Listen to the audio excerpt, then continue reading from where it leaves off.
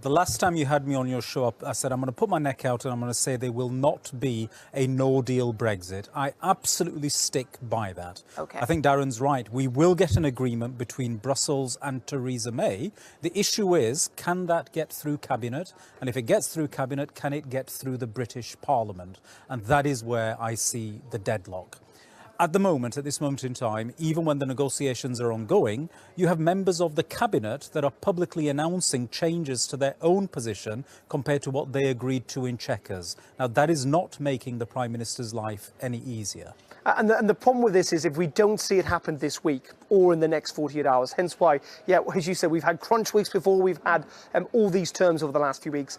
It then makes things very, very tricky for Theresa May, because that means that we will probably then not see a summit on Brexit until the one that's planned in December.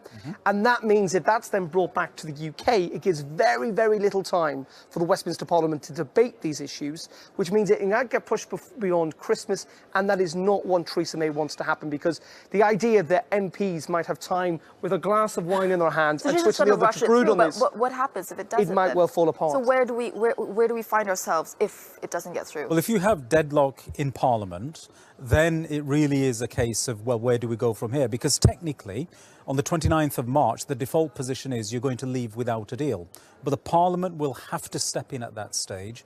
And my own guess is, rather than go for a general election, we will then end up with a further referendum. And that is something that Gordon Brown today predicted as well. He did, but I think that's really unlikely in the sense that MPs don't have that power, really, because it will have to be enacted by the executive, and yes, the government have made it very clear that they don't want a second referendum.